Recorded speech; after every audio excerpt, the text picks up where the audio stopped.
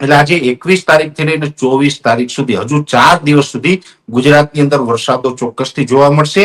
જામનગર, રાજકોટ, મોરબી, સુરેન્દ્રનગર અને બોટાદના અમુક વિસ્તારો છે તેમાં વરસાદનું પ્રમાણ આ રાઉન્ડની અંદર પણ ખૂબ ઓછું જોવા મળ્યું છે. જોકે હજુ 24 તારીખ સુધી રાઉન્ડ ચાલવાનો છે, ત્યાં સુધીમાં આ વિસ્તારોને પણ લાભ મળશે. અમરેલી જિલ્લાના વિસ્તાર છે, ગીર સોમનાથ, જુનાગઢ, પોરબંદર, દ્વારકા સુધીના વિસ્તારો છે.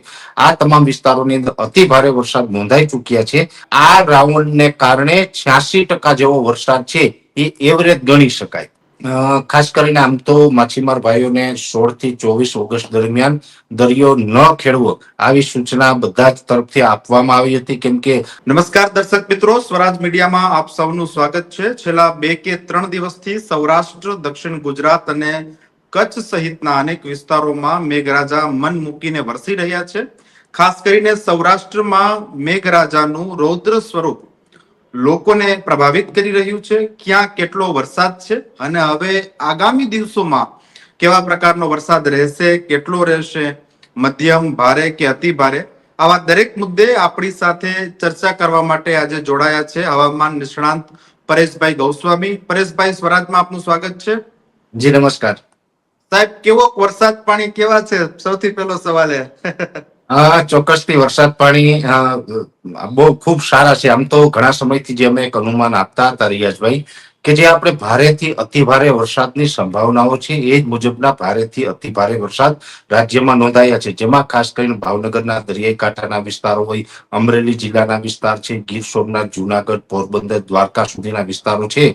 આ તમામ વિસ્તારોની અંદર અતિ ભારે વરસાદ નોંધાઈ ચૂક્યા છે. અને હવે જે સિસ્ટમ હતી, આમ તો આપણી ઉપર જે 18, 19 ને 20 તારીખ 3 દિવસ સુધી રૌદ્ર સ્વરૂપ બતાવવાની હતી, એ જ મુજબનું રૌદ્ર સ્વરૂપ બતાવ્યું. અત્યારે હજુ પણ ગુજરાતની અંદર સિસ્ટમ સક્રિય છે, પણ હવે શિયર ઝોનના સ્વરૂપમાં છે. જેનો સેન્ટ્રલ પાર્ટ હતો એ સેન્ટ્રલ પાર્ટ આપણા ઉપરથી હવે સરક્યો છે. અને ખાસ કરીને જે ચોમાસુ ધરી હોય છે, આમ તો સામાન્ય રીતે જે નોર્મલ કન્ડિશન જે ચોમાસુ ધરીની કહેવાય છે, એ મધ્ય ઉત્તર રાજસ્થાનના ભાગો છે ત્યાંથી લઈ મધ્યપ્રદેશના ઉત્તર ભાગો ઉપર થઈને બંગાળની ખાડી સુધી લંબાતી હોય છે. પણ જ્યારે પણ ગુજરાત તરફ કે મહારાષ્ટ્ર તરફ વરસાદની શરૂઆત થાય ત્યારે ચોમાસુ ધરી દક્ષિણ તરફ નીચે આવતી હોય છે. ઘણા વર્ષ પછી આ વખત પહેલી વખત એવું બન્યું હતું કે ચોમાસુ ધરી છે એ કચ્છના નલિયા, માંડવી, મુન્દ્રા અને અમદાવાદ વિસ્તાર થઈ વડોદરા થઈ બંગાળની ખાડી સુધી ગઈ. એટલે બહુ ખૂબ નીચી ચોમાસુ ધરી આવી હતી.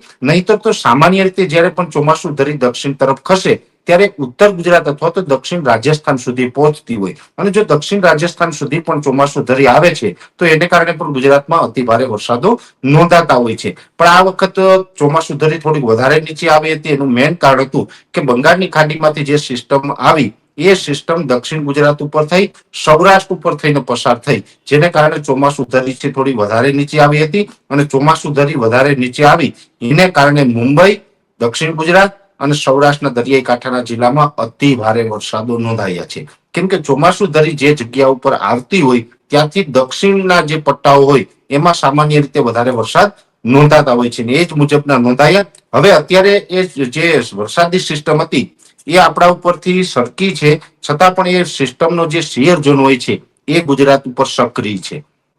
એટલે આજે 21 તારીખથી લઈને 24 તારીખ સુધી હજુ 4 દિવસ સુધી ગુજરાતની અંદર વરસાદો ચોક્કસથી જોવા મળશે. પણ જે છેલ્લા દિવસની અંદર જે જોવા મળ્યા છે કે જેમાં 10, 12 ઇંચ, 15 ઇંચ આવા વરસાદો જોવા મળ્યા છે, એવા વરસાદો હવે આવનારા 3-4 દિવસ નહીં જોવા મળે. પણ છતાં પણ 2 થી 4 ઇંચ ને 1-2 સેન્ટીમીટરની અંદર 6 થી 7 ઇંચ આવા વરસાદો ચોક્કસથી જોવા મળશે. જેમાં ખાસ કરીને વિસ્તારવાર જો આપણે ચર્ચા કરવા જઈએ રિયાદભાઈ, તો દક્ષિણ ગુજરાતના જ આમ તો તમામ જિલ્લાઓની અંદર હજુ આવનારા 2 દિવસ સુધી, એટલે કે આજે 21, 22 અને 23 તારીખે લગભગ બપોર સુધીનું જે સેશન હશે એમાં દક્ષિણ ગુજરાતનું સુરત, વલસાડ, વાપી, ડાંગ અને બિલીમોરા આની અંદર 2 થી 4 ઇંચ વરસાદ નોંધાય તેવી શક્યતાઓ છે. ને એ સિવાયના જે દક્ષિણ ગુજરાતના બીજા વિસ્તારો છે એમાં છૂટાછવાયા હળવા મધ્યમ વરસાદો જોવા મળશે. એ સાથે જે સૌરાષ્ટ્રના વિસ્તાર છે તો સૌરાષ્ટ્રની અંદર જે રીતે અત્યાર સુધીમાં ભારે વરસાદો નોંધાયા છે, હવે એમાં ઘટાડો થયો છે ને હજુ પણ થવાનો છે. છતાં પણ લગભગ 2 થી 3 ઇંચ સુધીના વરસાદો હજુ પણ સૌરાષ્ટ્રના ભાગોની અંદર જોવા મળશે. જેમાં સૌરાષ્ટ્રના આમ તો તમામ જિલ્લાઓ આવી જાય, દ્વારકા, જામનગર, પોરબંદર હોય, ગીર સોમનાથ, જુનાગઢ, અમરેલી, ભાવનગર, બોટાદ આ તમામ સેન્ટરોની અંદર જોવા મળશે. ખાસ કરીને સૌરાષ્ટ્રની અંદર જામનગર, રાજકોટ, મોરબી, સુરેન્દ્રનગર અને બોટાદના અમુક વિસ્તારો છે તેમાં વરસાદનું પ્રમાણ આ રાઉન્ડની અંદર પણ ખૂબ ઓછું જોવા મળ્યું છે. જોકે હજુ 24 તારીખ સુધી રાઉન્ડ ચાલવાનો છે, ત્યાં સુધીમાં આ વિસ્તારોને પણ લાભ મળશે, પણ લિમિટમાં, કે બહુ અતિ ભારે વરસાદો નહીં, સામાન્ય વરસાદોનો લાભ હજુ પણ આ વિસ્તારોને 24 તારીખ સુધી મળતો રહેશે. કચ્છના વિસ્તારોની વાત છે તો આમ તો કચ્છમાં અમુક વિસ્તારમાં સારા વરસાદ નોંધાયા તો અમુક વિસ્તારમાં બિલકુલ નથી, પણ કચ્છમાં પણ હજુ 24 તારીખ સુધી સામાન્યથી મધ્યમ વરસાદની શક્યતાઓ છે. 1 ઇંચથી લઈને 2 ઇંચ અને 1-2 સેન્ટીમીટર અંદર 3 ઇંચ સુધીનો વરસાદ પડે તેવી શક્યતાઓ હજુ પણ ત્યાં યથાવત છે. એ પછી ઉત્તર ગુજરાતના વિસ્તારો અને મધ્ય ગુજરાતના વિસ્તારો છે તો એમાં હવે થોડી વરસાદની તીવ્રતામાં વધારો થશે આવનારા 2 દિવસ. એનું કારણ છે કે હવે જે આ સિયર ઝોન છે એ ઉત્તર તરફ સરકી રહ્યો છે. ચોમાસુ ધરી છે એ પણ જે અમદાવાદ સુધી પહોંચી હતી હવે ધીમે ધીમે ઉત્તર તરફ ખસી અને લગભગ આવનારા 6 કે 7 દિવસની અંદર રાજસ્થાનના ઉત્તર ભાગ સુધી પહોંચવાની છે. એને કારણે ઉત્તર ગુજરાત અને મધ્ય ગુજરાત હોય, મધ્યપ્રદેશ બોર્ડર લાગુ વિસ્તાર હોય, એમાં હજુ આવનારા 2-3 દિવસ સુધી વરસાદની તીવ્રતા જોવા મળશે. ખાસ કરીને મધ્યપ્રદેશ બોર્ડરમાં મહીસાગર હોય, દાહોદ, ગોધરા અને છોટાઉદેપુર જેવા જે વિસ્તારો છે એની અંદર લગભગ 2 થી લઈને 4 ઇંચ અને આઇસોલેટેડ વિસ્તારોની અંદર 5 ઇંચ સુધીના વરસાદો 24 તારીખ સુધીમાં પડી શકે છે. મધ્ય ગુજરાતમાં અમદાવાદ, ગાંધીનગર, આણંદ, જે નડિયાદ અને વડોદરા જેવા વિસ્તાર છે, સાથે વિરમગામના પટ્ટો છે, આ વિસ્તારોની અંદર પણ હજુ સામાન્યથી મધ્યમ વરસાદો જોવા મળશે. એટલે કે અડધાથી લઈ અને 2-2.5 ઇંચ સુધીના વરસાદો મધ્ય ગુજરાતમાં જોવા મળી શકે. અને એ સિવાય જે ઉત્તર ગુજરાતના ભાગો છે જેમાં પાટણ, મહેસાણા, સાબરકાંઠા, બનાસકાંઠા અને અરવલ્લીના જે ભાગો છે અત્યાર સુધી જે એમાં વરસાદો પડ્યા છે એ આમ તો નોર્મલ છે આ રાઉન્ડની અંદર, પણ હવે આવનારા જે 3 દિવસ છે તેમાં અત્યાર સુધી પડ્યા એના કરતા થોડીક તીવ્રતા વધશે અને ત્યાં પણ એકંદરે સારા વરસાદ એટલે 2 થી લઈને 4 ઇંચ સુધીના વરસાદો ત્યાં પણ જોવા મળે તેવું એક અનુમાન છે. તો ઓલ ઓવર ગુજરાતમાં આ પ્રકારનું અત્યારે હવામાન આપણે જોવા મળશે. 24 તારીખ સુધીનો આ રાઉન્ડ છે. 24 તારીખે આ રાઉન્ડ પૂર્ણ થશે એટલે આ સિસ્ટમનો જે સિયર ઝોન જે 700 એચપીએ લેવલે આપણી ઉપર જે સક્રિય છે એ પણ પછી ઉત્તર તરફ આગળ નીકળી જશે. પછી લગભગ આપણે 1, 2 કે 3 દિવસનો ગેપ મળશે. 2 થી 3 દિવસનો ગેપ એટલા માટે મળશે કેમ કે આ સિસ્ટમ છે આપણી ઉપરથી પસાર થઈ જાય પછી બંગાળની ખાડીની ફરીથી નવી સિસ્ટમ આવી રહી છે, એ ફરીથી કદાચ વરસાદ લાવે તેવી શક્યતાઓ છે. જોકે હજુ એનો ટ્રેક ફાઇનલ થયો નથી. અત્યારે એક અનુમાન છે કે જે નવી સિસ્ટમ અત્યારે બની રહી છે એ કદાચ જે પાછળની સિસ્ટમ અત્યારે જે પસાર થઈ એ દક્ષિણ ગુજરાત અને સૌરાષ્ટ્ર ઉપરથી પસાર થઈ છે, એવી રીતે હવે પછી જે સિસ્ટમ આવવાની છે એ કદાચ અરવલ્લી, મહીસાગર થઈ અને ઉત્તર ગુજરાતના ભાગો ઉપર થઈને પાકિસ્તાન તરફ જાય એવી સંભાવનાઓ છે, પણ હજુ એ ફાઇનલ ટ્રેક ન બની શકાય. એટલે એક ચોક્કસની સિસ્ટમ આવવાની છે ને એ સિસ્ટમને કારણે ઉત્તર ગુજરાતમાં 27 થી લઈને 31 તારીખમાં પણ ફરીથી પાછો એક વરસાદનો નવો રાઉન્ડ આવે તેવી શક્યતાઓ છે. એટલે ઓલ ઓવર ઓગસ્ટ મહિનાની વાત કરવા જઈએ તો ઓગસ્ટમાં તો 1 થી 15 ઓગસ્ટમાં કોઈ વરસાદી માહોલ જોવા નતો મળ્યો અને 15 તારીખથી જે વરસાદો ચાલુ થયા છે આજે 21 તારીખ સુધી કન્ટિન્યુ છે અને હવે 31 તારીખ સુધી કન્ટિન્યુ વરસાદ જોવા મળશે. એમાં 26, 27 તારીખ કદાચ 2 દિવસ કે વધીને 3 દિવસનો ગેપ જોવા મળે એવી સંભાવનાઓ છે. બાકી 31 ઓગસ્ટ સુધી રાજ્યની અંદર વરસાદો છે કન્ટિન્યુ જોવા મળશે. સાહેબ, અત્યારે સિઝન પ્રમાણે સરેરાશ કેટલો વરસાદ કયા ઝોનમાં પડ્યો, હજી કેટલી જરૂર છે અને નદી અને જળાશયોની પરિસ્થિતિ કેવી થઈ છે? આમ તો દરેક વિસ્તારમાં અલગ અલગ પરિસ્થિતિ છે. જ્યારે અત્યારે આ રાઉન્ડની વાત કરીએ તો આ રાઉન્ડ જ્યારે પણ 15 તારીખે ચાલુ થયો એ પૂર્વે 15 ઓગસ્ટ સુધીમાં ઓલ ઓવર ગુજરાતની અંદર એવરેજ 60% વરસાદ છે વરસી ચૂક્યો હતો. એનું કારણ છે કે અમુક વિસ્તારમાં અતિ ભારે વરસાદો પડ્યા હોય પણ અમુક વિસ્તારમાં બિલકુલ ન હોય, તો પણ ઓલ ઓવર જે ગુજરાતની એવરેજ હોય એ એવરેજ તો 60% આવવાની છે. ભલે અમુક વિસ્તારમાં કદાચ 10% વરસાદ હોય પણ ઓલ ઓવર ગુજરાતમાં એવરેજ વધી જતી હોય. અત્યારે જે સૌરાષ્ટ્રના દ્વારકા, જામનગર હોય કે દ્વારકા, પોરબંદર હોય કે ગીર સોમનાથ હોય કે જુનાગઢ હોય એમાં જે અતિ ભારે વરસાદ પડ્યા એને કારણે બીજા વિસ્તારમાં વરસાદ નથી, છતાં પણ ગુજરાતની એવરેજ તો ચોક્કસથી વધી છે. એટલે 60% વિસ્તાર ત્યાં 60% વરસાદ ત્યાં સુધીમાં પડી ગયો હતો અને આ રાઉન્ડને કારણે 86% જેવો વરસાદ છે એ એવરેજ ગણી શકાય. એટલે અને આ વર્ષનું જે ચોમાસું છે રિયાદભાઈ, ચોમાસાની પણ જે પૂર્વ જે વાત થઈ હતી ચોમાસા પૂર્વે, એમાં હવામાન વિભાગ હોય, સ્કાયમેટ વેધર હોય અથવા તો મારા જેવા જે ઇન્ડિવિજ્યુઅલ આગાહીકારો છે દરેકનું એક જ અનુમાન હતું કે ગુજરાતની અંદર 2025 નું ચોમાસું છે એ લગભગ 98% થી લઈને 106% સુધીનું જોવા મળશે. અને અત્યાર સુધીમાં લગભગ 83 થી લઈને 86% વરસાદ વરસી ચૂક્યો છે એવું માની શકાય. અને હજુ સપ્ટેમ્બરમાં પણ જે વરસાદ વરસવાના છે, ઓગસ્ટના છેલ્લા અઠવાડિયામાં વરસાદો વરસવાના છે.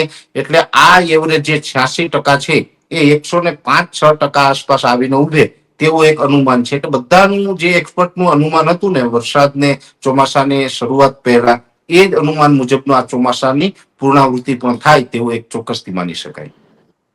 હા સાહેબ, હમણાં છેલ્લા 2 કે 3 દિવસમાં જે વરસાદ પડ્યો, ખાસ કરીને જુનાગઢ, પોરબંદર, ગીર સોમનાથ, દ્વારકા, સાહેબ એ જુનાગઢ અને પોરબંદર જિલ્લાના સાંકળતો પ્રદેશ ઘેડની શું પરિસ્થિતિ લાગે છે? ખેડની આમ તો દર વર્ષે પરિસ્થિતિ ખરાબ હોય છે. અને આ વર્ષે આ રાઉન્ડ ચાલુ થાય એ પૂર્વે પરિસ્થિતિ વર્ષની ઓલ ઓવર સારી હતી. એક આશા હતી, એક અપેક્ષા હતી કે આ વર્ષે કદાચ અતિવૃષ્ટિ ન થાય તો ઘેરના જે ગામડાઓની અંદર ચોમાસુ પાકનું વાવેતર છે એમાં ઉત્પાદન લઈ શકાશે. પણ આ જે 15 તારીખથી રાઉન્ડ ચાલુ થયો એમાં પણ છેલ્લા 2 દિવસની અંદર અતિ ભારે વરસાદો પડ્યા છે, જેને કારણે ઘેરના ગામડાઓ છે બેટમાં ફેરવાયા છે. સંપર્ક વિહોણા આજની તારીખે પણ ઘણા બધા ગામડાઓ છે. અને ખાસ કરીને જે ખેડૂતોના જે ખેતરો હતા એ ખેતરો ધોવાઈ ગયા છે. ચોમાસુ પાક પણ ત્યાં નિષ્ફળ અત્યારે ગણી શકાય. આ પ્રકારની પરિસ્થિતિનું ત્યાં નિર્માણ થયું છે. એટલે ખેડના ગામડા હોય અથવા તો અમરેલીના જે જાફરાબાદ કે રાજુલાના દરિયાઈ પટ્ટીના ગામડાઓ છે, ગીર સોમનાથના પણ દરિયાકાંઠે આવતા જે ગામડાઓ છે, અને એ સાથે ઘેડ વિસ્તાર અને દ્વારકાના દરિયાકાંઠાના ગામડાઓ, આ તમામ જે દરિયાપટ્ટીના જે ગામડાઓ છે એ તમામ ગામડાઓની પરિસ્થિતિ અત્યારે ખરાબ ગણી શકાય. અને ચોમાસુ પાક નિષ્ફળતાને આરે આવી ગયો આવું પણ ચોક્કસ ગણી શકાય. એટલે ખેડૂતોને દરિયાકાંઠાના વિસ્તારમાં ખૂબ નુકસાની છે. ઘેડ તો આમ તો સતત દર વર્ષે નુકસાની કરતું આવે છે અને આ વર્ષે પણ ઘેડના ગામડાઓના ખેડૂતોના ભાગમાં નુકસાની જોવા મળી રહી છે. સાહેબ, આપણે દરિયાકાંઠાના ગામડાઓની વાત કરી તો આગામી દિવસોમાં વરસાદની જે કઈ શક્યતા કે આગાહી છે એને જોતા દરિયામાં કેવો કરંટ જોવા મળશે અને માછીમારો માટે આપ સાહેબનું કોઈ સૂચન? ખાસ કરીને આમ તો માછીમાર ભાઈઓને 16 થી 24 ઓગસ્ટ દરમિયાન દરિયો ન ખેડવો આવી સૂચના બધા જ તરફથી આપવામાં આવી હતી. કેમ કે આ સિસ્ટમને કારણે અરબ સાગરમાં પણ એક કરંટ આવ્યો હતો, ઊંચા મોજા ઉછળ્યા હતા અને એનું અનુમાન છે એ આપણે અગાઉથી આપ્યું હતું. હવે આ રાઉન્ડ પૂર્ણ થાય એટલે 25 તારીખ પછીથી દરિયો થોડોક શાંત થશે એટલે દરિયામાં જઈ શકાશે. પણ એક વાત ચોક્કસ છે કે 8 સપ્ટેમ્બરથી ફરીથી પાછો અરબ સાગરમાં કરંટ આવશે. 8 સપ્ટેમ્બર બાદ અરબ સાગરમાં પણ સિસ્ટમો બનવાનું ચાલુ થશે અને અરબ સાગરમાં 8 સપ્ટેમ્બર બાદ થોડું તોફાન પણ જોવા મળે. એટલે 8 સપ્ટેમ્બર બાદ ફરીથી માછીમાર ભાઈઓએ દરિયો ન ખેડવો એવું આપણે લગભગ જાહેરાત કરવાનો વારો આવે તેવું એક અનુમાન છે. જોકે અત્યારે તો માછીમાર ભાઈઓને અત્યારથી તારીખો આપવી એ થોડુંક વહેલું ગણાશે. પણ અત્યારે કહી શકાય કે 25 તારીખથી કોઈ ખતરો નથી, પણ 25 થી 8 સુધી ખતરો નથી, પણ 8 પછી કદાચ ખતરો ઉભો થાય તો એને નવાઈ ન ગણવી આવું ચોક્કસ માનવું છે. તો આ હતા હવામાન નિષ્ણાંત પરેશભાઈ ગોસ્વામી કે જેમણે વિવિધ મુદ્દે આપણી સાથે ચર્ચા કરી અને આગામી દિવસોમાં હવામાન અને વરસાદનો કેવો વર્તારો રહેશે તે બાબતે જોડાયા. સાહેબ, દર્શક મિત્રોને માહિતી આપવા બદલ આપનો આભાર અને સ્વરાજ મીડિયા સાથે જોડાવા બદલ આપનો આભાર. ધન્યવાદ.